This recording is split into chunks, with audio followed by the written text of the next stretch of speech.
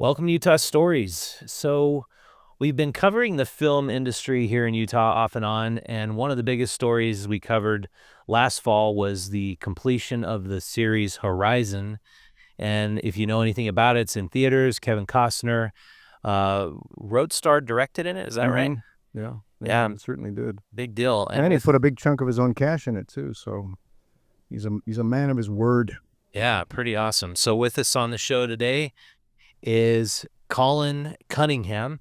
And you've been in the film industry for quite a while, and you were in Horizon, and I'm still in Horizon. you're still in I'm it. still in Horizon. I mean, they haven't cut me out of the first one because that's done.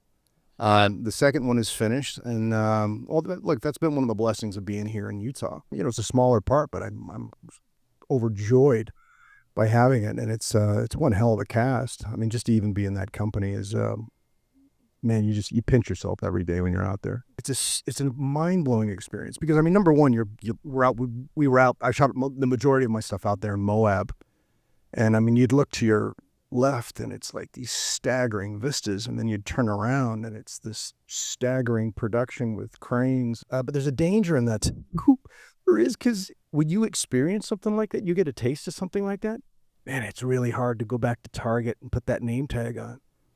You know, but I mean, but that's seriously, that's why actors go nuts sometimes, because they'll achieve, say, a measure of fame. They're hot for 5 years, and it's such a bubble, and it's such a rarefied world, and everybody's super nice to you, and everything's provided, and we're blowing up the spaceship on Tuesday, and then on Wednesday's the love scene, and then on Thursday there's the train derailment, and you're pumped full of adrenaline all the time, and it's an exciting place to be, and it's a creative place to be, and you're surrounded by all these incredibly talented people.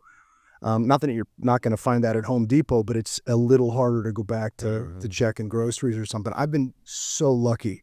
Yeah, I really have. We were chatting before we started, but I haven't held a day job in 35 years. I haven't waited tables or mixed a drink, So that's why I'm so glad you came on, because I think the statistic is 95% of people who work in the industry and really attempt to become actors, they just don't make enough to make ends meet. No. It's like the 5%. This and even the ones that say make enough, for how long? I mean, because again, okay, yeah, you get a couple of good years and then that's it, So for me, I think it was Ethan Cohen, one of the Cohen brothers, said the goal in this business, and it applies to everybody, is you don't want to be hot and you don't want to be cold. You want to stay in the middle of the road. It's a great metaphor for anything. Whatever's going on in your life, stay in the middle of the road. Don't get caught up. There's exits to the left and the right, and you got girls over there, and you got money over there, and you got and there's all. Just work on your stuff. Work your craft, your talent, whatever it is that you want to pursue, and stay in the middle of the road. Don't get caught up in all that other crap, man, because you derail. And be grateful the whole time you're there, because, man, I'll tell you, I'll pass 6 actors on my way to Starbucks every morning that are better than I'll ever be, and they're not working, and I am. But it's a hell of a thing to pursue, man. Like I said, I don't ultimately, at the end of the day, I define it more as an illness, because you got to be nuts. There's got to be something mentally wrong with you. You don't volunteer for stuff like this. It's madness. It's ridiculous. I mean, the statistics alone, I think it's hard to get into medical school, but I think it is even harder to make it as an actor.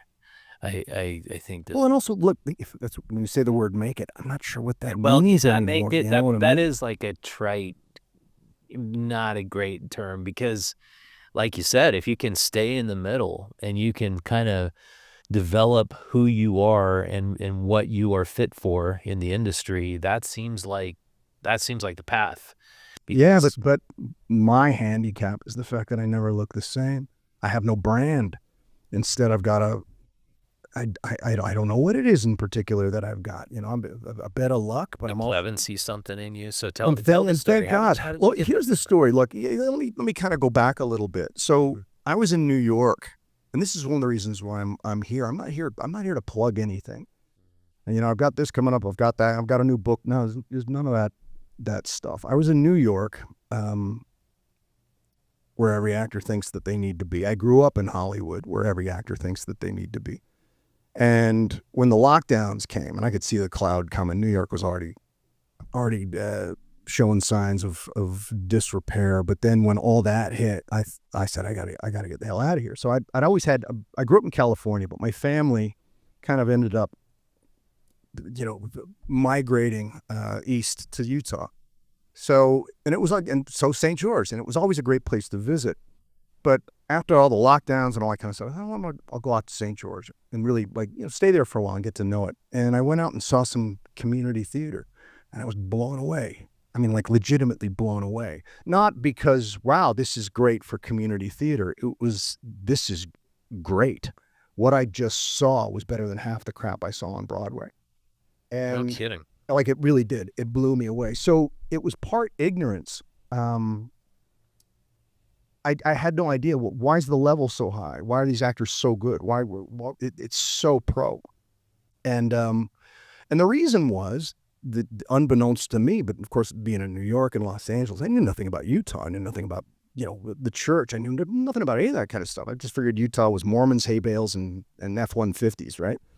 But then coming out here, nothing wrong with hay bales. Ford makes a great truck, and everybody that I've met has been so warm, so welcoming, but also so incredibly talented. And that's when I began to see the reason that the caliber is so high in this particular state is because of their upbringing. Because the second you come out of the womb, man, you're in tap lessons, acting lessons, music lessons, piano lessons. You're doing ballroom. You're a part of the arts because it's a way to express and to glorify and to celebrate, right?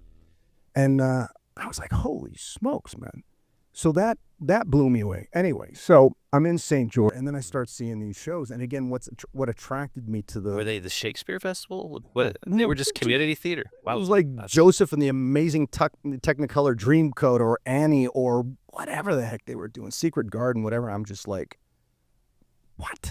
And it wasn't just that I was seeing great stuff. Like, I went home and the story resonated. I couldn't stop thinking about it because it affected me. Met Ryan Little. We had a cup of coffee, and the next thing, he just opened up his Rolodex to me, his phone, and said, "You got to meet this person, this person, this person." One of those people happened to be Jeff Johnson up here in Salt Lake. So reached out to Jeff, and he was kind and gracious enough to have a cup of coffee with me, and that was, I guess, a foot through the door when it comes to Horizon. Anyway, so, and I was like, yeah, you got it. I was like, just absolutely overjoyed. And then I'd heard that Kevin had seen it and appreciated it, and would like me to do all four. And I'm like, wow. So that's just a snippet of Horizon, and it's been an incredible experience. Truly, I'm so grateful for it, and the people that I've met has been amazing. But also, just again, I did 7 plays, whether between St. George and Salt Lake. Again, reached out. It was like, you got to go see Quinn Dietline over at the Hale. I'm like, great. Went over to the Hale, and I was like, what? This again this is a community theater. That's not a community theater. That is a state-of-the-art, mind-blowing place. You've been a writer, director, producer. You've done all sorts of roles. roles. Yeah, and not because I love it all so much, although I kind of do. But like, I started off as an actor, but again, who's going to hire you?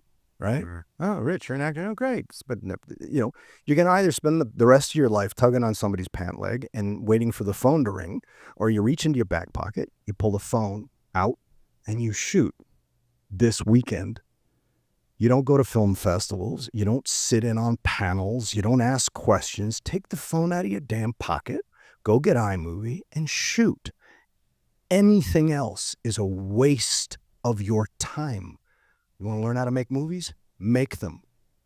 All you film schoolers out there, get the hell out. Quit tomorrow. Go and make a movie, all right? You go to NYU, you come out $100,000 in debt. For what? A film program should take 3 days. That's it, okay? You point it, it's just, look, what's hard is the stuff they don't teach you, is how do you get money from somebody? How do you make that happen? But you beg, borrow, you steal, you lie. You do what you got to do. Yeah. You do what you got to do. You hop the fence, you get the shot. Hopefully the cops won't show up. That's how you start out. Now, that's just the truth. Now, at the high levels, You're doing the same thing. You're just using lawyers to screw everybody over or cheat. But you literally have to fold the universe in half, man. You've got to move mountains. And you're either doing that, you're either, and again, I'm not talking about doing anything immoral, but I'm saying but there's a gray line, man. If there's an old vacant lot out there behind the airport, whatever, and that was closed down, go out and shoot until somebody comes to tell you to stop.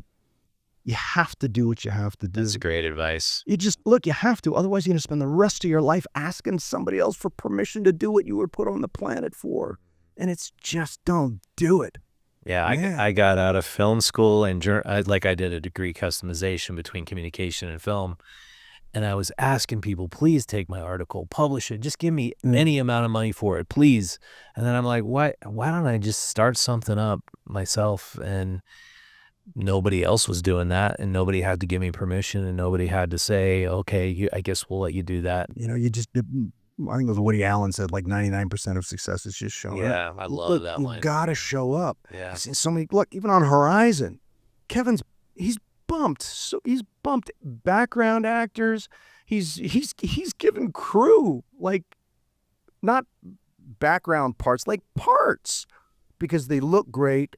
They could actually do the job, which is first and foremost, but they were there ultimately. If you're not there and you show up there enough times, you just, number one, you're getting out of the house. You're not eating a bag of friggin' Doritos while watching The View. You're out in life. You're making things happen. Don't have a VR headset on. You're not spending hours on friggin' Insta, and you're pursuing. You're in the arena. Man, you're out there living and breathing and getting to meet people. You gotta show up. You mentioned that you almost got married a couple times or started a family. What about acting has to do with oftentimes having to sacrifice that part? Like anything of worth, if there's not a sacrifice for it, there's no value for it. If I had a choice to quit doing this, I would. And I would have done it a long time ago. It's hard. Number one, it's just really, really hard. It's really, really hard. Mm-hmm. If you're not putting in 12, 14 hours on set when you're lucky, you spend the next 12, 14, 7 days a week, 365 days a year trying to get back onto a set to do another 12, 14. It's constant. I'd be divorced 3, 4 times already. I've got no kids, all right? And I'm not married, and not that you can't do it, but you can't do it. Or you better have a really supportive wife. Yeah, look, and kids. You might get lucky, but you give me 2 of the best human beings on the planet, bring them together, have a kid, good luck. Your odds, man, tough. It's gonna wear you out. This is not raising a kid. I don't even care how much money you got.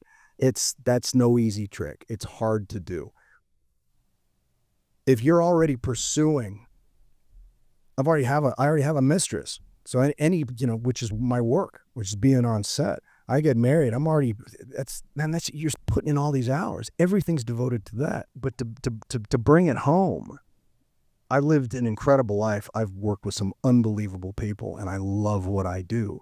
But I've never seen my kid hit a home run or even make it to second base off a T-ball. I've never seen my daughter, play a shepherd in a Christmas show. So those are the things I don't have. Is it worth it? I don't know.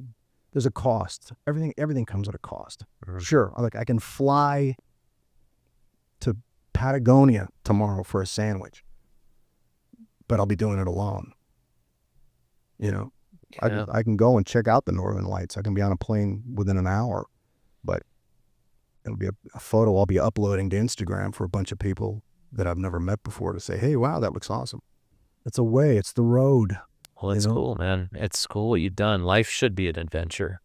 I mean, you should wake up every day and feel happy to be alive about what it is you're pursuing. Because if you don't have a pursuit, you don't have a goal, then what are you really doing but surviving? And a lot of people just survive commuting back and forth and paying the bills. And I'll tell you, success for me, really, it's always, my favorite place is always the next one. My favorite job is always the next one.